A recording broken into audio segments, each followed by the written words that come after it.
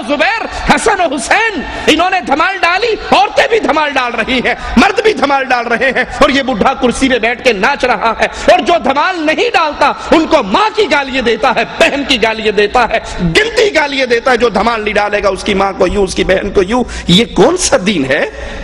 یہ تو نے دین اسلام کے چہرے کو مسخ کر دیا۔ دین اسلام وہ اللہ کے رسول صلی اللہ علیہ وسلم کا دیا ہوا وہ پیارا دین، آج اس کی صورت کو تم نے بدل دیا۔ آئیے ہم بتاتے ہیں، یہ دھمال، یہ ساز، یہ گانے، یہ ڈھول، یہ طبلے، یہ چمٹے، یہ سرنگیے، یہ دین محمد میں نہیں، یہود و نصارہ اور حنود کے مذہب میں ہے۔ آئیے قرآن حکیم ایک اور مثال دے کے ہمیں سمجھاتا ہے۔ مثل الذین اتخذوا من دون اللہ اولیاء کمثل العنکبوت، جو اللہ کے علاوہ انہوں نے اپنے مددگار پکڑ لیے، اپنے حاجت روا پکڑ لیے، اپنے مشکل کشا پکڑ لیے۔ قرآن کہتا ہے ان کی کیفیت مکڑی کے جالے کی ہے۔ اور دکھ سے بتانا پڑتا ہے، اللہ کی قسم، جن مولویوں کے پیچھے چل کر یہ شرک کی دلدل میں گرتے ہیں وہ سب کچھ جانتے ہیں۔ توحید کے دلائل ان کے سامنے آیا ہے، قرآن کی آیات واضح ہیں، وہ سب کچھ جان کر دنیا کی زندگی کے 4 دن مزے کرنے کے لیے امت کو شرک کی دلدل میں گرا رہا ہے۔ یہ بات میں جذبات میں نہیں کہہ رہا۔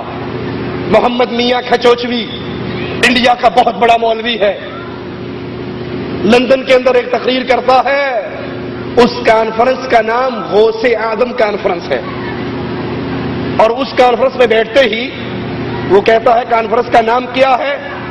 تو وہ جواب میں کہتے ہیں کہ جناب اس کانفرنس کا نام ہے غوث اعظم کانفرنس۔ کہتا ہے تم جانتے ہو غوث اعظم کا مطلب کیا ہے؟ غوث کا مطلب آسان میں یہ کروں، یہ میں اس کے الفاظ دہرا رہا ہوں، آسان مطلب فریاد رس ہے، غوث فریاد رس، غوث اعظم سب سے بڑا فریاد رس کا۔ سب سے بڑا فریاد رس کون ہے؟ اللہ۔ جب سب سے بڑا فریاد رس اللہ ہے تو تمہیں کس نے حق دے دیا کہ تم ایک آدمی کو غوث اعظم کہو؟ ما لکم من دون اللہ من ولی ولا نصیر، اللہ کے علاوہ کوئی مددگار نہیں ہے۔ اس آیت سے ثابت ہوا اللہ کے علاوہ کوئی غوث اعظم نہیں ہے۔ اب تم نے غیر اللہ کو غوث اعظم کہا، تم شرک میں چلے گئے، تم مشرک ہو گئے۔ جو اللہ کے علاوہ کسی کو غوث اعظم کہے وہ مشرک۔ قرآن کی آیت پڑھی، کھچوچوی صاحب نے قرآن کی آیت پڑھی اور پڑھ کے کہا اس آیت کی روشنی میں جو اللہ کے علاوہ کسی کو غوث اعظم کہے وہ مشرک ہے، اللہ کے علاوہ کسی کو فریاد رس کہے مشرک ہے، غریب نواز کہے مشرک ہے، بندہ نواز کہے مشرک ہے۔ وہ پورا مجمع بریلویوں کا حیران ہونے لگ گیا کہ یہ ہمارا مولوی اس لائن پہ کیسے چل پڑا۔ ان کو جیسے سانپ سونگ گیا، خاموش ہو کر سن رہے، بھائی لو بھائی ایک اور گیا، پورا اپنا بیان کیا اور شرک کے خلاف یہ ساری باتیں کہی کہ جو اللہ کے علاوہ کسی اور کو پکارتا ہے، مشکل کشا کہتا ہے، حاجت روا کہتا ہے، وہ مشرک ہے۔ جب مجمع پورے سکوت میں آ گیا تو رک کر کہنے لگا اب تک میں جو بک رہا تھا وہ اس آیت کی جاہلانہ تفسیر تھی۔ جشن ہے جس کا اعلان جشن غوث اعظم کے نام سے کیا گیا ہے، سمجھا بھی کہ غوث کے معنی کیا، اور آپ کس کا جشن منا رہے ہیں؟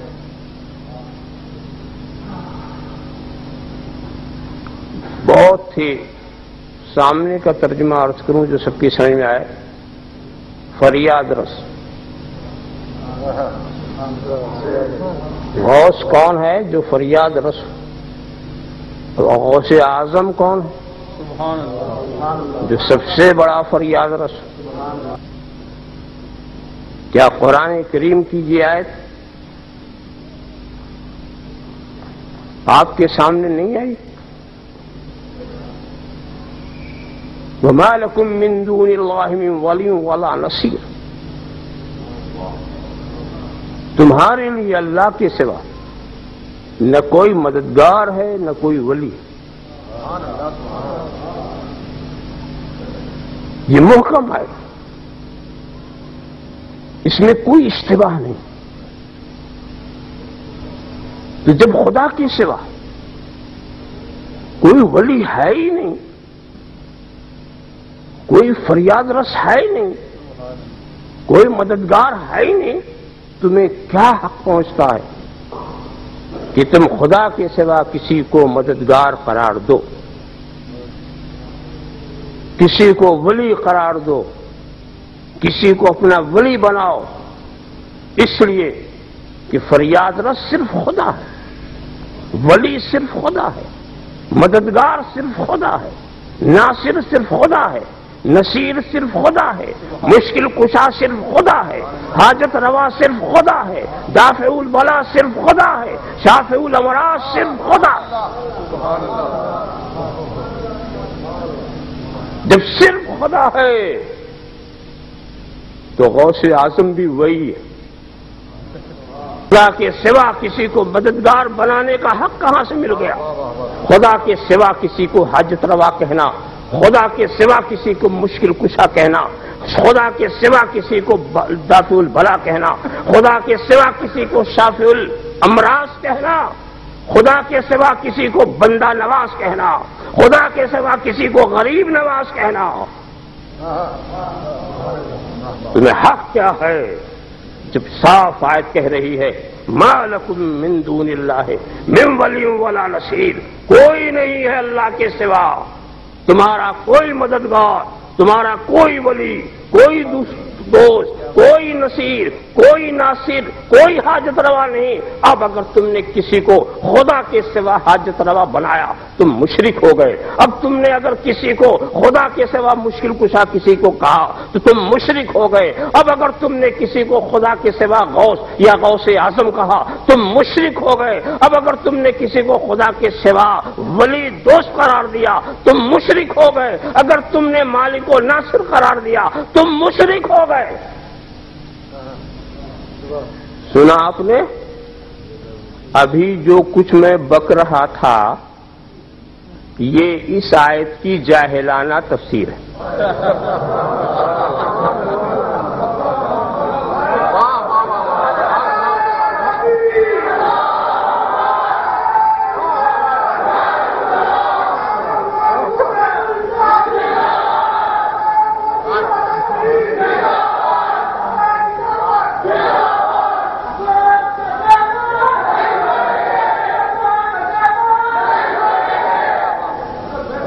لا حول ولا قوة الا باللہ. یہ ظالم قرآن کی آیات کو جانتے ہیں، توحید کے دلائل کو جانتے ہیں، حقیقت کو جانتے ہیں، لیکن پیٹ کے لیے، دنیا داری کے لیے، پیری مریدی کے لیے، دنیا کی 4 دن آرام اور آسائش سے گزارنے کے لیے اس جہنم کی آگ کو پتہ نہیں کیسے برداشت کریں گے. ان کی کیفیت، ان کی مثال اللہ کہتا مکڑی کی طرح ہے. اتخذت بیٹھا، مکڑی بھی تو گھر بناتی ہے، وہ بھی سارا دن بھاگتی ہے، وہ بھی جالا بنتی ہے. وَإِنَّ أَوْهَنَ الْبُيُوتِ لَبَيْتَ الْعَنْكَبُوتِ، لیکن سب سے کمزور گھر مکڑی کا گھر ہوا کرتا ہے. یہ بھی دلائل دیتے ہیں، یہ بھی اپنے مریدوں کو راضی کرتے ہیں، لیکن سب سے کمزور اور بوتے جیسے مکڑی کا گھر کمزور ہے ویسے مشرک کی دلیل کمزور ہے.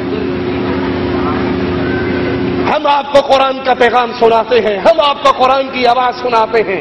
غور کیجئے والذین تدعون من دونه لا یملکون من قطمیر، جن کو یہ اللہ کے علاوہ پکارتے ہیں، جن کو یہ اللہ کے علاوہ اپنا الہ سمجھتے ہیں، مشکل کشا سمجھتے ہیں، حاجت روا سمجھتے ہیں، ان کی کیفیت قرآن ہمارے سامنے رکھتا ہے.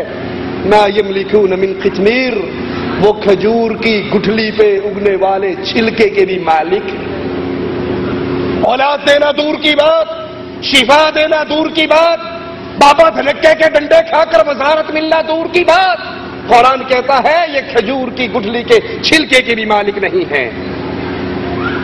ان الذین تدعون من دون اللہ، جن کو تم اللہ کے علاوہ پکار رہے ہو، وہ رسول کریم ہو، علی مرتضی ہو، حسنین کریمین ہو، پیر اور بابے اور بزرگ ہو، نیک اولیاء اللہ ہو، عباد امثالکم، جو کچھ بھی ہیں تمہاری طرح کے انسان ہیں.